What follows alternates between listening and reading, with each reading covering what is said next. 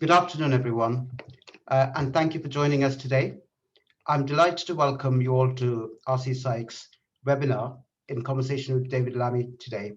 My name is Mohan. I'm a rehabilitation psychiatrist. I work at the South London Maudsley Trust. I'm also the chair of the Rehabilitation and Social Psychiatry faculty, and I have a keen interest in social factors determining mental health conditions.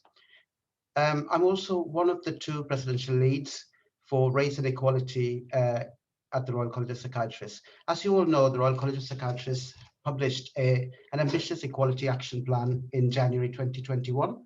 So with this plan, we aim to move away from just talking about what we need to do to actually taking actions that matter to people. Our patients, their carers, all people working in mental health, all psychiatrists of all grades, and trainees. So we want to make a big difference here. And my co-presidential lead in this role is Dr. Lade Smith, and many of you would know her from her work on the independent review of the Mental Health Act. I'm going to hand you over to Lade at this point to introduce herself. Hi, everyone. My name is Dr. Lade Smith. I am a consultant in forensic psychiatry, although I'm actually a general psychiatrist by training. Now, I also work at the South London and Maudsley NHS Foundation Trust, and I am the other presidential lead for race and equality at the college. And I have to say that I am extremely pleased that our guest today is Mr. David Lammy. And many of you will know who he is, but you may not realise these things about him. He has been the Labour MP for Tottenham since the year 2000. He was first elected at the age of 27. And at that point, he was the baby of the House, which basically means that he was the youngest MP in the House of Commons. And since then, he has gone from strength to strength. He's held ministerial roles in government and key roles in the opposition. He's currently the Shadow Justice Secretary and the Shadow Lord Chancellor. And in 2016, at the request of the then Prime Minister David Cameron, but also actually commissioned further by Theresa May, Mr. Lammy led the review into discrimination within policing and the criminal justice system in the UK. If you haven't had the opportunity to read this review, I would ask you to do so because it's extremely enlightening and it's got some really interesting and useful ideas. Mr. Lammy has been a champion for minority ethnic rights in Parliament and in the UK, and recently, of course, has been quite a vocal critic of the Commission on Race and Ethnic Disparities report, the SALT report. Now, what we're going to do today is that quite a number of you have put forward questions that we're going to put to Mr. Lammy, but we're going to have a conversation because really what we want to do is to hear his thoughts about how we might be able to improve things in our society, particularly as it pertains to mental health. So I'm just going to let you know that some of the questions we're not going to have time to do today, but we're going to get through as many as we can. Also, you may well want to ask questions during the discussion, and you'll be able to email those to Minna Fahum at rcpsych.ac.uk. Her email address is in the chat, and it may well be that you want to put some stuff in the chat. You're not going to be able to ask questions live, but you will be able to ask questions that way. We'll do our best to get through as many as possible. Anyway, Mr. Lammy, we are honoured to have you today. The fact that you've taken the time to speak to us, we're really, really pleased. Thank you and welcome. Over to Raj. For me, thank you for joining us today, Mr. Lammy. I wanted to start the conversation by talking about the tragic killing of George Floyd last year. And since then, there's been many more conversations about the Black Lives Matter movement. Do you feel that there's been a shift in our attitudes to understanding of racism, discrimination, and microaggressions in Britain? So look, thank you. It's wonderful to be with you. I think the first thing to say is George Floyd's murder was not new. There was nothing about it that was new, in fact. There have been many, many, many other Black men die at the hands of the police in the United States of America, and indeed in our own country. There controversial deaths, constituency, the death of Mark Duggan. And some of your participants might remember the death of Roger Sylvester who had mental health issues and was pinned down by the police and lost his life at around the time that I became the Member of Parliament 21 years ago. But what was different? I think what was different was that everyone was at home. It's the bottom line. The world was locked down. The world was glued to the TV sets, to social media, because the world was trying to get its head around this new thing, the coronavirus and the pandemic, and coming to terms and quite anxious about the growing death tolls all around the world. And in fact, the United States under Donald Trump at that time was handling the pandemic in a particular way, and was in the midst of an election cycle. So the whole world was gripped to the TV set. Why do I say that's important? It's because people saw George Floyd die in a way that other deaths have happened. And I think they've registered in Black communities and progressive communities, people like Eric Garner, Trayvon Martin. But they couldn't look away and they were not at work. So they really saw. And that kicked off something. I think there's also something generational.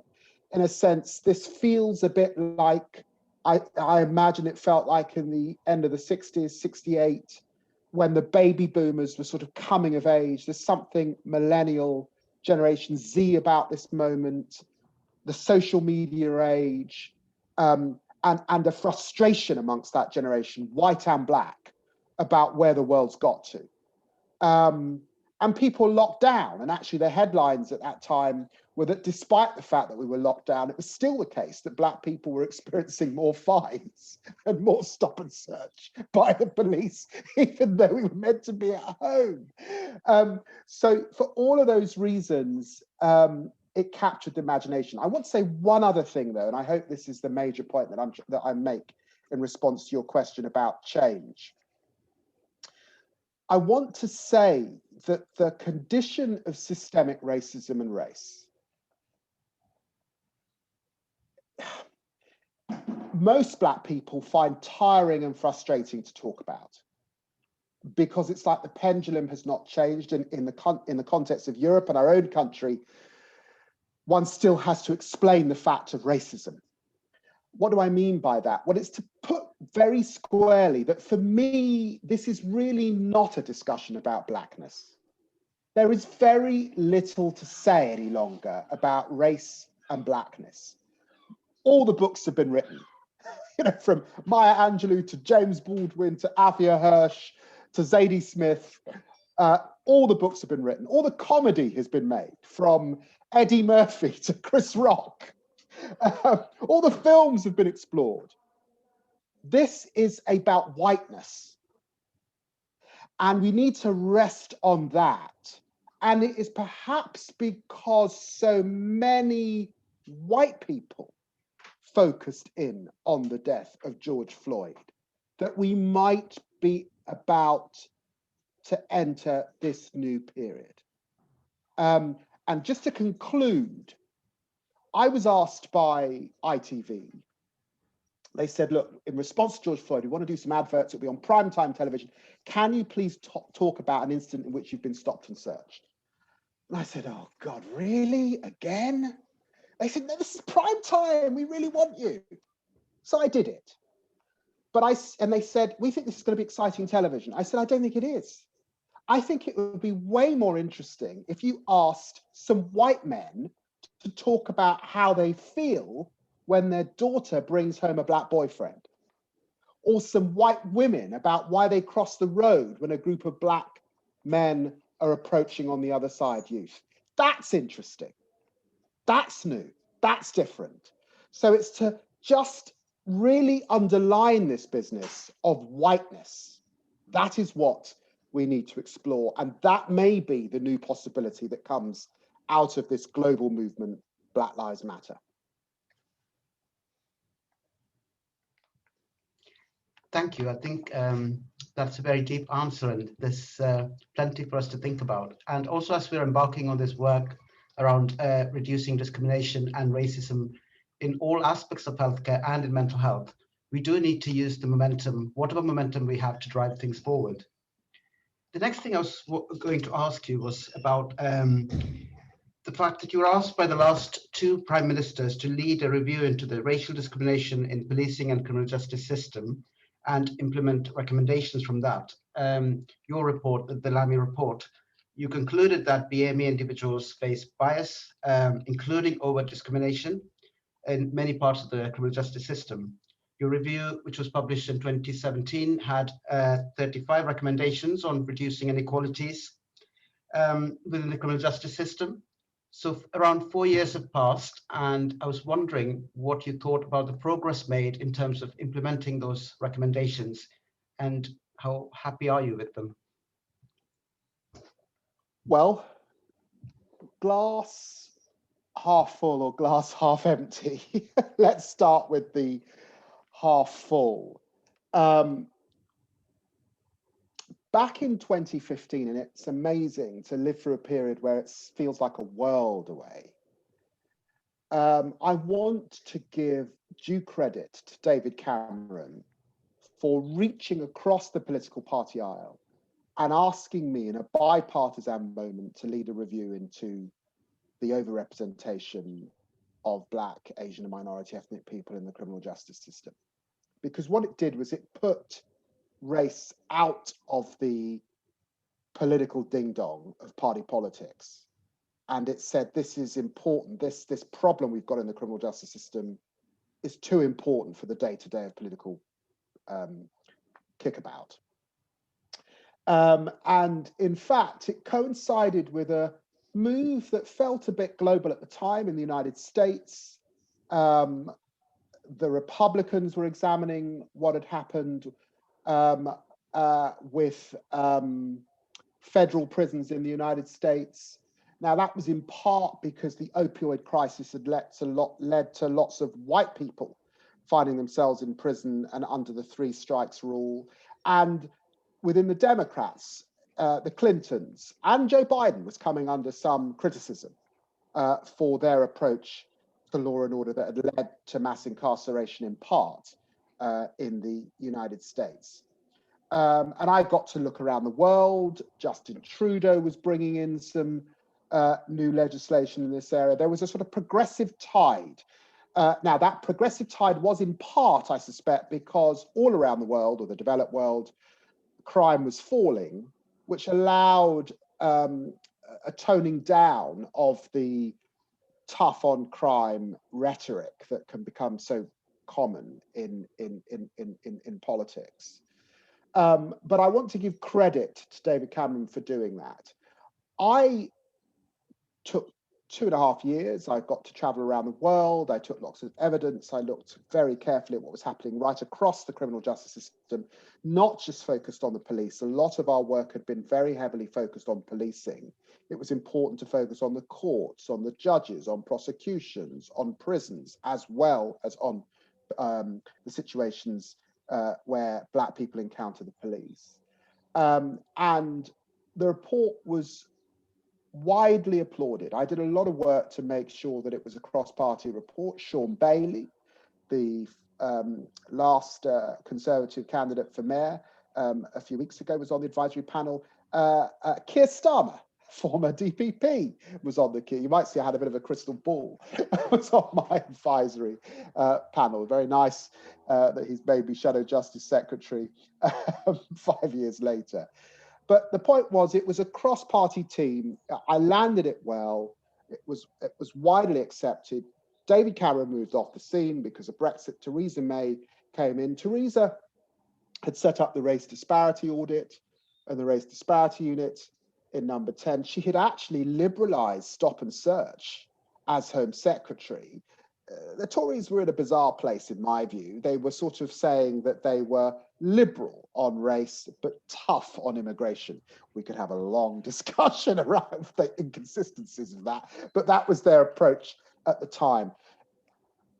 I can't tell you how sad, depressed, uneasy I feel about what has taken place just a few years later. What we're seeing now is a weaponizing of race. what we're seeing is not just the political ding dong, it's much worse than that. We're seeing almost the targeting deliberately of issues of race in these culture wars that are now being launched out of the Donald Trump playbook from our own number 10 and Boris Johnson. There's been a rowing back on my review. I would say, if anything, that the government should be going further than my review reported now 2.5 years ago. Let's be clear, the figures have got worse, not better. Had my review been properly gripped and implemented in full, we might not be where we are. But let's be clear, when I did the work, 47% of young people from a Black, Asian or minority ethnic background were overrepresented in the juvenile prison system in our country. Staggering 47%. Today it's 53%. And as night follows day, you can predict that the 27% of BAME representation in the adult prison population will grow in the years ahead, because very sadly, those young people will make their way into an adult prison system.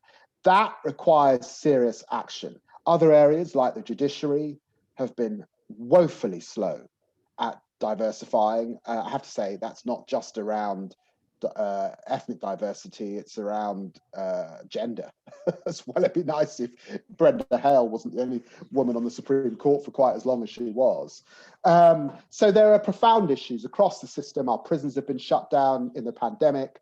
Access to education has been poor. Access to therapy has been poor in our prisons. Access to employment has been poor in our prisons. Those will have very, very dire outcomes for Black, Asian and minority ethnic prisoners and the prison population as a whole. So I'm afraid I'm not hugely optimistic about this agenda over the coming years. This is a time, I think, to rediscover that bipartisan spirit and really double down on the issues at hand.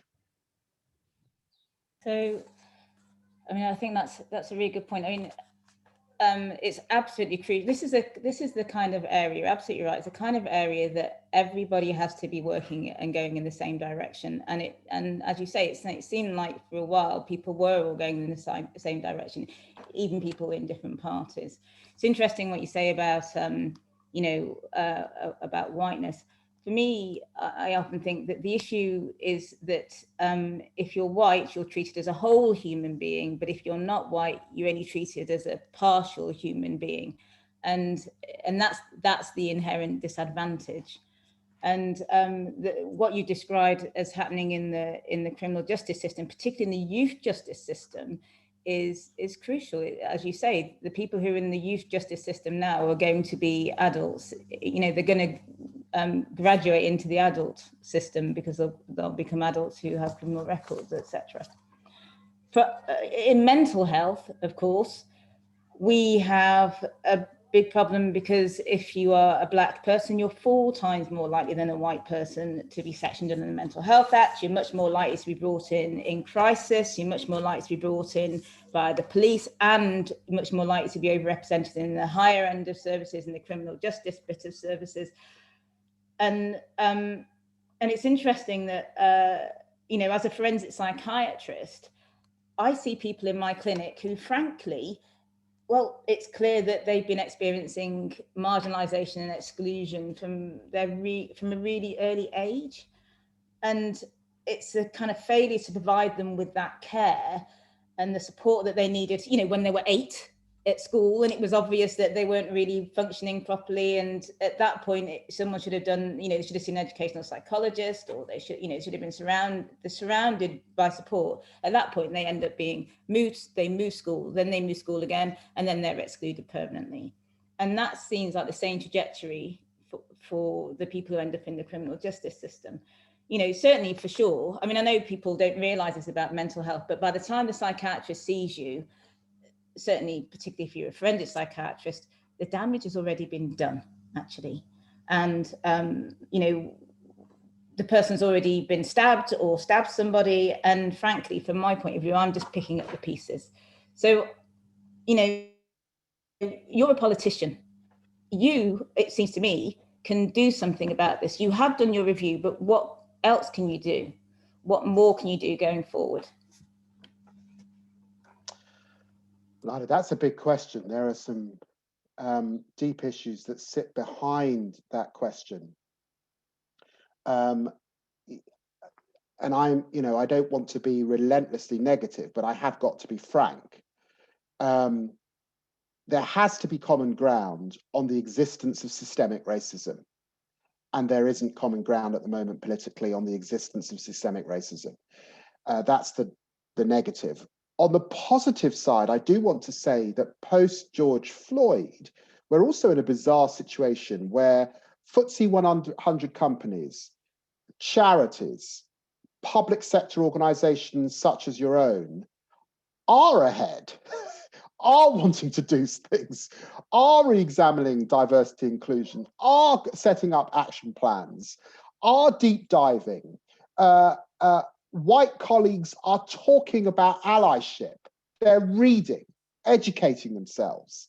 So that's a huge positive. Whilst I have to be frank about where I think the government is, we shouldn't, and I do think leadership from the top is incredibly helpful, we shouldn't underestimate what is going on in wider civil society that is progress. Now, you raise issues like knife crime and trauma. That is going to be very hard for individuals to do a lot about. The debate around that in this country tends to revolve around stop and search, when all of the academic evidence is that stop and search can't solve that problem. It's a tool that can be used carefully, but it's not going to solve that problem. And it focuses obviously rightly on young people, youth services, austerity, where are the youth services? Have they been cut? It focused rightly on things like the pupil referral units, off-rolling, and school exclusion, which is a major theme. You could also put in that box young people in care. And I certainly think you could put in that box, which I found in my review. I was deeply concerned that at the point that I was doing my review, that people coming into the prison system weren't properly being assessed for neurodivergent disorders. It was clear to me that there were examples of ADHD, things that were generally speaking on the mild scale, that were totally going unrecognized. As a result of my review, it should be the case that certainly in the juvenile system, that is now being done. It's not being done in the adult prison population. And it should be, by the way. But those things quite rightly have a focus. However, I do need to say to you very carefully and very clearly, what is driving the knife, gun, and serious violent activity in our cities? The thing that sits behind all of this is drugs. And my experience is that the vast majority of young Black men that I've met that's caught up in county lines barely know where Colombia is. And they certainly haven't organized a transshipment of cocaine from Colombia through Amsterdam and Spain, through our borders and into our country. That was done by Mr. Biggs, men in suits. And how much do you hear about those men? Nothing. And what color are those men by and large? That's the real question. And it's not being dealt with in our country. And that is why, very sadly, we will continue to pick up the pieces on knife crime for some, until you get a government that wants to address that, until you get a government that wants to look into more carefully drug policy, by the way. And I welcome the work that the Black Review is doing, but it's not the whole of the subject. There were things left off the table in that review, as many of your participants will know. I'm afraid we're not going to deal with those issues. So I'm afraid, what can I do? Well, I use my voice.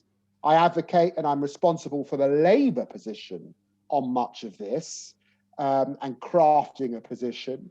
But it may be that it will take time to see a future Labour government. And so I think the dialogue and the discussion that's taking place in organisations like your own are hugely important at this time, and it gives me hope. Okay, something you said there. So, you know, certainly in inpatient settings in inner city wards in mental health, and certainly in forensic settings, substance use is a significant problem. Actually, it's very much associated with some of the worst outcomes in mental health. But you do seem to be saying that the issue for these young black men is someone above them, you know, essentially making it attractive for them to be. Yeah, I mean, I don't think the situation is that different to what Dickens described in Oliver Twist well over 120, 30 years ago. Men that pimp children in inner city deprived settings has been a theme for hundreds of years. That is what is taking place. And those children are being exposed to traumas. And frankly, it doesn't matter if it's men pimping children to commit murder in war-torn Rwanda or the Congo, or it's men pimping kids to run drugs into desperately dangerous situations and crack dens across the country.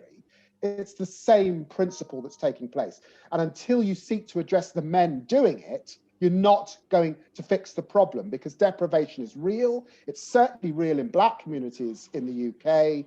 And there's a ready supply of young boys, particularly, that can get caught up in this triangle. I suppose that's what I'm asserting. That's a really good point. But I would say that without these young boys being vulnerable because of the deprivation, then the exploitation by these men, the pimping, as you put it, and I think it's a really good way of putting it, the pimping wouldn't be as effective. You know, there's something about doing something about, you know, the kingpins, but there's also something about reducing the deprivation in the population, surely. So if Absolutely. you can reduce the deprivation in the population, if you can build up the resilience of that population by supporting the people and reducing the negative social factors, then surely that's going to help too. Yes, of course. No doubt about it. But let's just unpick that in terms of what I see. And why I go back to these profound questions of systemic racism. And you tell me, because you have an expertise. But I did a focus group as part of my review in the London Borough of Hackney. I was with 25 young black men aged between 16 and 23. I asked them to put their hands up if they've been stopped and searched. 24 put their hand up and 1 did not. I then said, put your hand up if you've been stopped and searched 5 times. 18 kept their hands up. Put your hands up if you've been stopped and searched 10 times. 12 put their hand up, put up if it's 20 times, and it was down to about 6. It's quite hard not to be stopped and searched, and we've become a very unforgiving society. So, for example, many of your participants will know that smoking marijuana or cannabis is prolific amongst young people in our country. But the truth is, when Boris Johnson does it as a young man, or a young Boris Johnson, he's doing it in a gated community. He's doing it at Eton or Oxford. And if anyone suggested you were going to call the police, they would think you were mad.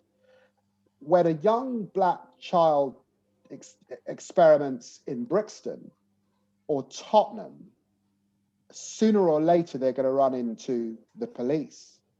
And if they there's a young black man in Tottenham called Jordan Walker who had that experience. He ran from the police last summer. He's now paralyzed because he was tasered climbing over a wall as he ran from the police. And I saw him last week. The point is, the outcomes on the same crime are completely different. There are no second chances. What sort of pressure does that place young black kids under? Both their parents anxious about them going out because they might get a criminal record, both the fear of the police, the fear of knife crime, the worries about future prospects. Remember, black unemployment's 10 times what it should be at the moment in this recession. Youth unemployment is 10 times the rate of white unemployment in this recession, this pandemic recession. So I suppose what I'm saying to you is that for me, the umbrella of systemic racism and unpicking and undoing that is not an umbrella I'm prepared to sort of cast to one side. It's profound, it's deep, it's prolific, and it definitely leads to mental health outcomes in so many ways. So yes, I say we can do, you're absolutely right. We have to deal with those things, but I suppose in relation to why young men are pimped in relation to county lines and other things, there is an important ingredient that we could fix if there were the political will to do it, and it's largely around drugs. Okay, thank you. So it's interesting, you said, I think you said this to us, if you're in the business of justice, so what you said to us was, when we spoke before, if you're in the business of mental health, you're in the business of race, which is akin to what you said about being in the business of justice, you're in the business of race. And of course, we know you've been a vocal critic of the CRED report, the Commission on Race and Ethnic Disparities, and you've mentioned there about systemic racism, systemic discrimination, and how writ large it is. You've given some lovely examples. And I was actually thinking about the report and what it means. You touched on this before, but what does that CRED report mean to people from Black and ethnic minority communities? What do you think it's going to mean going forward? Do you have any hope for it, about any of the recommendations in the report? Well, on the whole, I happen to think that there is a problem emerging in the UK system, the British way of doing things, where inquiries are done, reviews are done, investigations are gone into, recommendations are delivered, and then very little happens. And really, since Scarman, Macpherson, my review, and now CRED, there's a challenge about really, this is beginning to feel like kicking into the long grass. And, in the American system, their sort of committees at Congress are snappy, they're resourced, people are investigated quickly, there's a quicker outcome. We have a little bit of that emerging with our select committees in the House of Commons, but I think there's a broader question about almost the inquiry model is beginning to feel of a different age. For a start, it requires good faith. It definitely requires bipartisan good faith. And if you've got bad faith, if there's any bad faith in government, then it's not going to be implemented. And if governments change, they might not feel that they are responsible for it. So that's a sort of broader question that I think is, and that's not just about race. I mean, if you spoke to the Hillsborough families, they would have a lot to say about inquiries. People were concerned about the inquiry after the Iraq War. So that's a broader set of issues. Look, I do think that CRED is going to be very difficult because it's very hard to find anyone who thinks it's a good report. I mean, I think Liz Truss was asked on television last week if she could name people who thought it was good, and she couldn't find any. And I don't say that with any sort of joy, but the truth is, it's unraveled very quickly. It was, I think it's becoming clear, it was very much a political tool deployed by the current number 10. And therefore, I think it sets the clock back, definitely. But I want to maintain that my sense is that whilst the government envelope is as poor as I'm describing it, actually ordinary society, organizations are getting on with the job. They're almost disregarding it, and they are getting on with it. And there are other things happening. So let's talk about some of the other things happening. For example, we do have Joe Biden and Kamala Harris in place in the United States. there is a determination to capture this moment that comes out of George Floyd and make progress. I'm finding that I do a lot of work with the Magic Circle law firms. And what firms like Allen and Overy say to me in Clifford Chance is that their clients, their American US big clients, expect progress on race. Mm.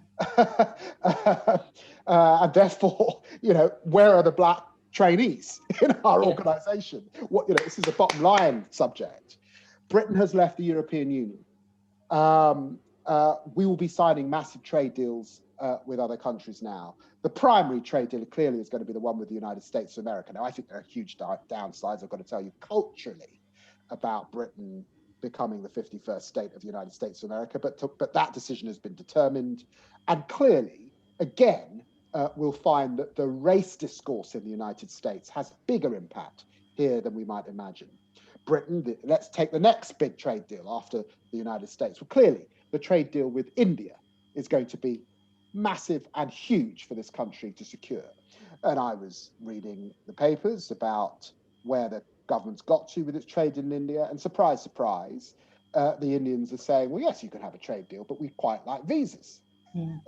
So for those who think that immigration is going to be reducing, they're going to be very disappointed, because it's actually going to be increasing. There'll be more brown people coming to the UK, not less. And so the point that I'm suggesting is that look at the good news. What's the biggest growing ethnic minority group here in the UK? Well, it's people of mixed heritage. Black, brown, and white people are falling in love and having babies in their droves. And the statistics suggests that the tide of multiculturalism is not abating. It's growing as we head to 2050. So the point is, yes, we have this blip. Yes, we have these dinosaurs that want to turn the clock back. But my sense is the millennials are in a different place. They haven't yet got the levers of power, but they will in 10, 15 years' time. Organizations are getting on with it because they can read the runes. I don't want to be relentlessly negative about the discussion of diversity and inclusion and racism, as some might want to be. Okay, thank you. I'm going to hand over to Raj now. I'm thinking about Tim Weatherspoon and, his thing about immigration, but there we go. Anyway, Raj. Yeah, I just wanted to add that it was really great to see Joe Biden on his first day signing declarations focusing on equity and rebuilding the country from scratch, and reparations too. And they're very quick to see the economic gains they could have as a nation. They estimate in the region of 5 trillion over the next 5 years if they dealt with inequality the way they should. I don't see that happening in the UK at the moment, but it's heartening to see. I think it's important to stress. So I was very fortunate to study at Harvard University. I was very fortunate to work in California, Silicon Valley after my period at Harvard. And I have many friends in the States and go back there very, very regularly. In fact, I would say, and I was discussing my mental health with a therapist this week, and who should be, I think, probably want to remain nameless, and I was discussing my own mental health during this lockdown and the things that I do. And one of the things that I've done over many, many years is that I've gone to the States very regularly because I found that I have had to be amongst African Americans, people like Henry Louis Gates, Cornel West, a Black American middle class. And I've gone back to the Caribbean a lot because there's something I found empowering about being in a country where the dustman's Black, the Prime Minister's Black, the waiter's Black, the professor's Black. And I found that good for my mental well-being. I say that because I think that there is something about coming to terms with here in Europe, and this is not just obviously in the UK, the Black population is 4%. And it's why, if it all falls to the Black population, and then we can then put BAME. We can't stand the term. It's a term that has to change. But if you then raise that to the 14%, if you include Asian minority ethnic communities, the truth is that there will be majority populations who are largely white, who don't always see, don't hear, don't know, don't care. And therefore, this business that's also emerged, I think, from the murder of George Floyd and this Black Lives Matter, this deeper conversation about allyship becomes really, really important. Because the three of us, we could have a wonderful evening out and have a wonderful discussion about these things. And it would actually be rather unusual if we did have a dinner out and these subjects did not come up, is the truth. But I think we know that the power to really profoundly move the dial does not sit with us. It has to sit with majority populations where we're talking about ethnic minority populations. And I think it's also the case that the resilience required by minority populations is profound.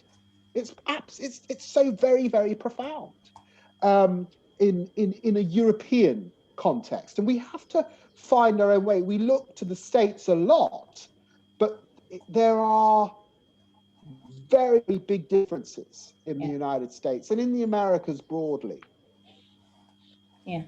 Can I just say actually that, sorry to interrupt, but you know, I really agree with you on the idea that there's no point trying to get the minority groups. The whole point is the minority groups are minority groups to make all the changes. Yes. And it's just not going to work. And it has to be that those who are in power and those who are in the majority do some of the work, actually, do some of the helping out. But to do that, we're going to have to be kinder to people, I suppose. This is a plea almost to say to people, empathy, compassion. Be kind, understand that actually everyone's coming from a different, you know, a different level of understanding. And this is an evolving area, an evolving understanding.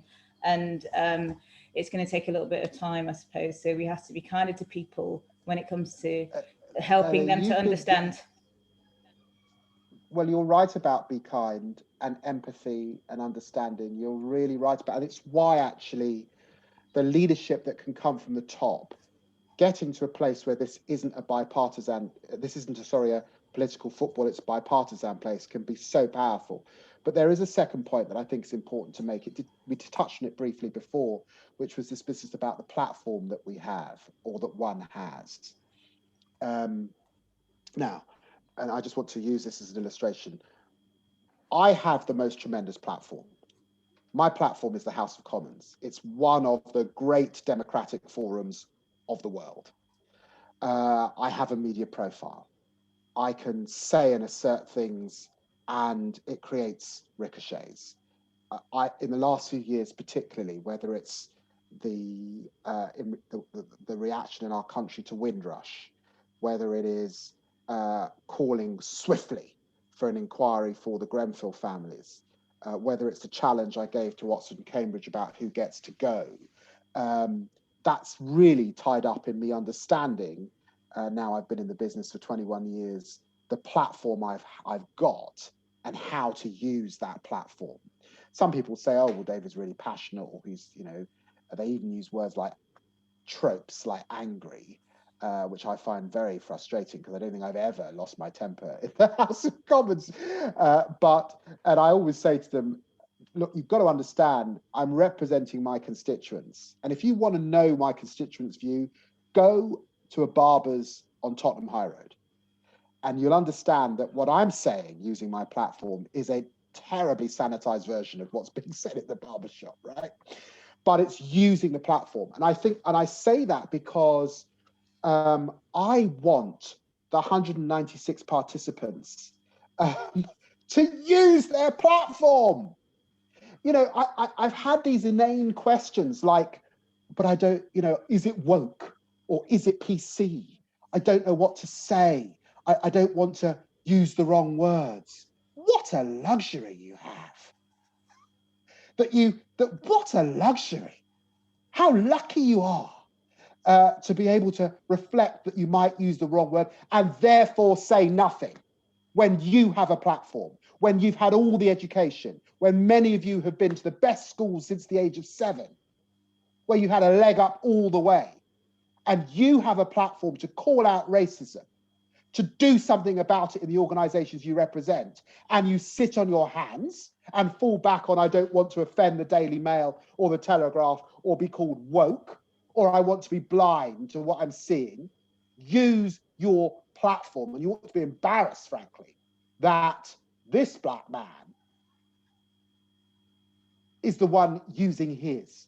But I can't, I come back to my own mental health. I've stopped doing a lot of interviews on race when the papers call me up and the journalists call me up. I did hardly any, I think, on the anniversary of George Floyd, because the same old is not good for anybody. It's worrying that there are so few white commentators saying anything sensible about race, systemic racism, never mind mental health in our country. That is desperately worrying, and it's indicative of how far we have to go. So yes, we need empathy. Yes, we need kindness, but we also need to negotiate and understand that all of us, probably we're all university educated, we all have power. And the major ingredient of this is about power. If you like, I believe in truth, reconciliation, and reparation. I actually believe the reconciliation bit is quite straightforward and quite easy. I think it's sort of going on in people's families and people's friendships and people's business or organizations all the time. The truth bit in Europe is quite hard. I would say that the United States has a much clearer understanding of its history, a divided history, a civil war, Jim Crow, and a very contested idea of its now. Hence, they flip between Donald Trump and Barack Obama. In Europe, history is deliberately misunderstood and avoided colonialism. But actually, the now ideas of fairness, tolerance are probably, in a way, better than one might think.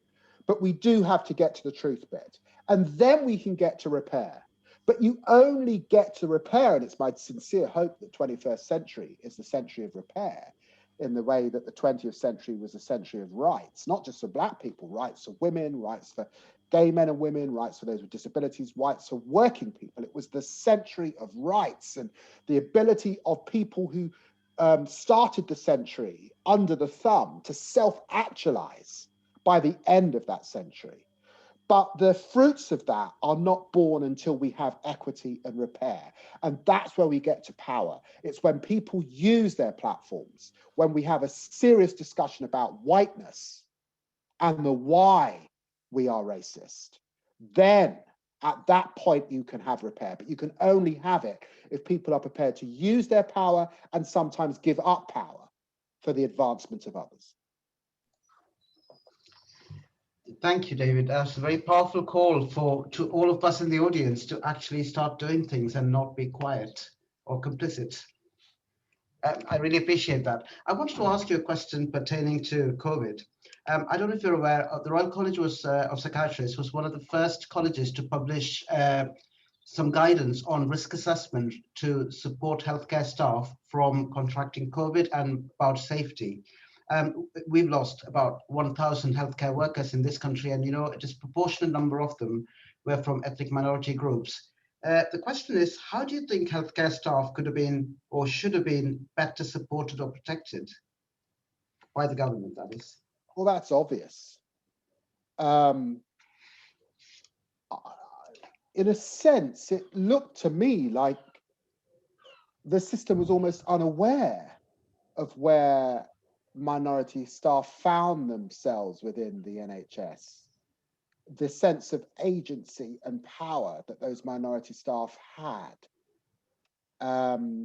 Even though on some levels, for example, for the doctors, you could say, well, that's a very eminent position to be in.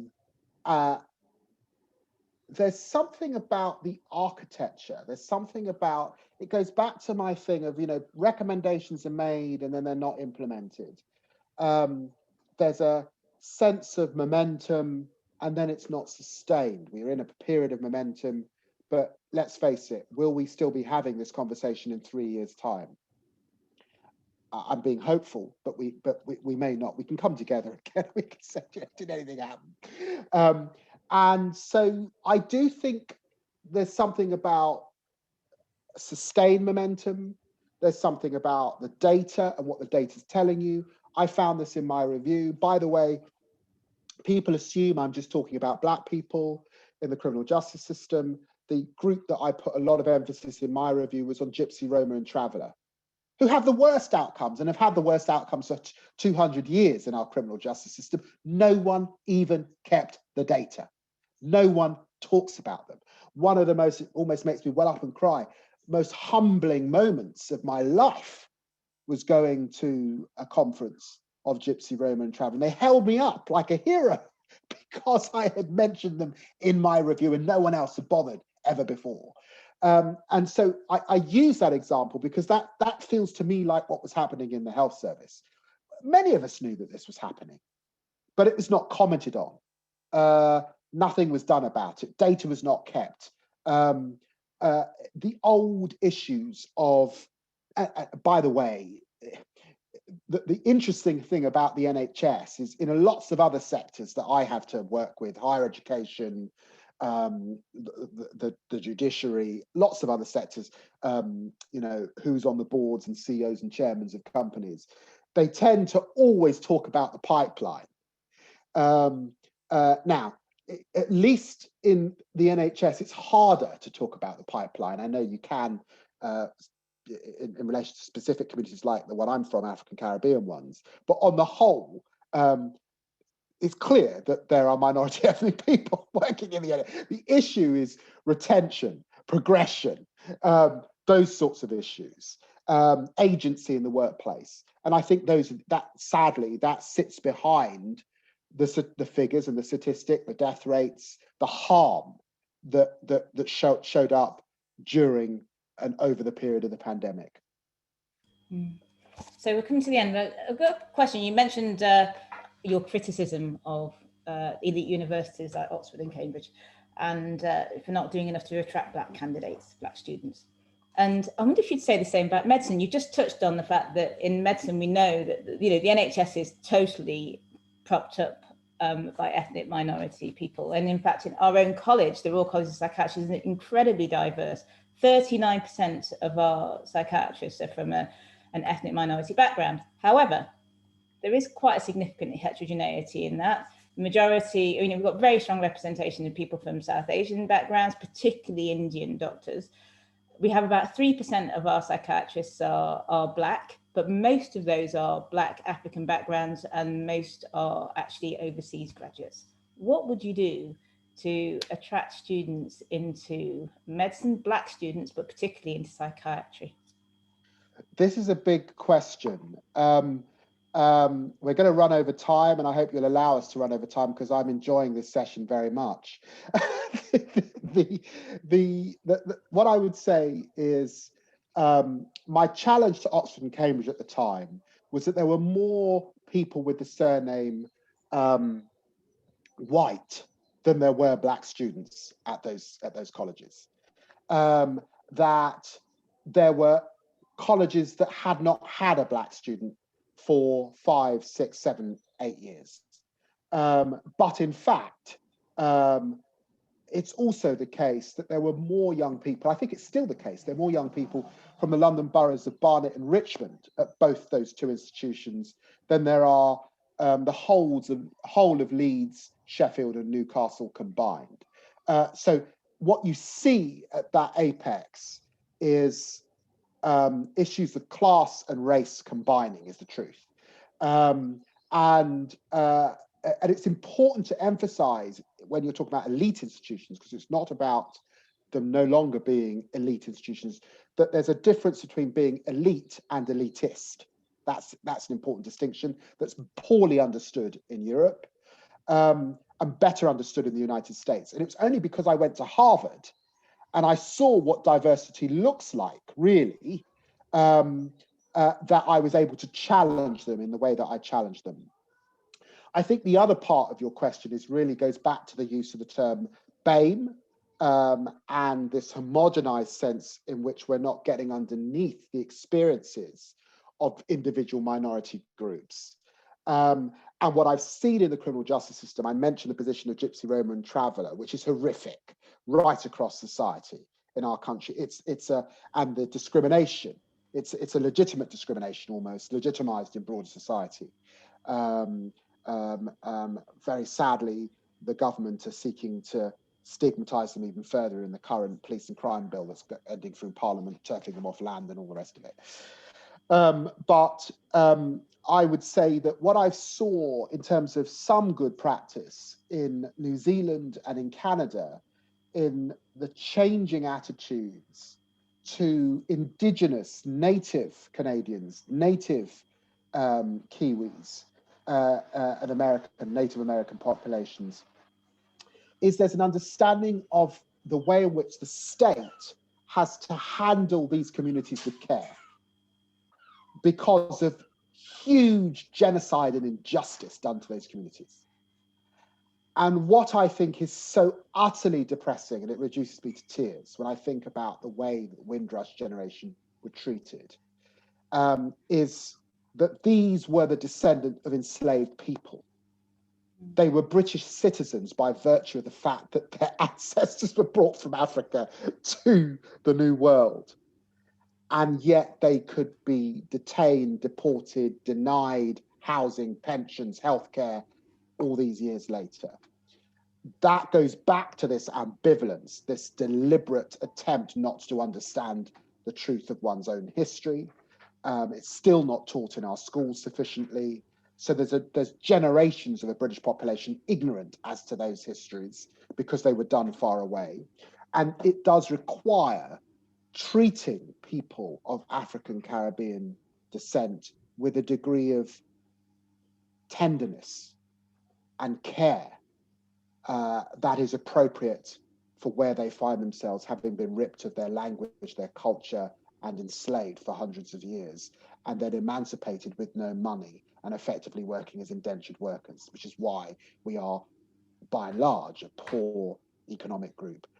That requires Oxford and Cambridge, the education system, to redouble it. It requires bursaries in medicine. It requires great philanthropy. It requires a sense of mission. And I suppose the question nowadays, does that mission yet exist in the UK? I'm not sure it does with the force that it should do. Thank you. We're going to have to finish there, but I'm going to hand over to Raj. Before I do, want to say thank you very much indeed for joining us. And you're right, we could talk about this for another 2 hours, so we might have to invite you back again next year. I just want to say thank you to Emma George, Charlotte Bowering, Jonathan Blay, and particularly Minna Fahim, who've helped to organise this session. And I think final words to Raj and yourself. Raj, you're on mute. I knew that was going to happen at least once. It's been such a pleasure to have this time with you and to discuss these topics. And Royal College is on a journey, and we need input from every source. We need to be listening, and we need to actually be doing things. But it's been your hour, and you can have the last word. My hour. With us. Look, the mental health of the communities that we've spoken about are so central to progress. I cannot emphasize enough how important the work that you do is. Yes, sadly, these are contested times within the context of race, but they are also, I hope, that despite the toughness of what I've had to say, I hope that you found some hope in both generationally, the tide that I think we're on, and you have to be part of that hope. So use your platform, use it well. Thank you. Thank you.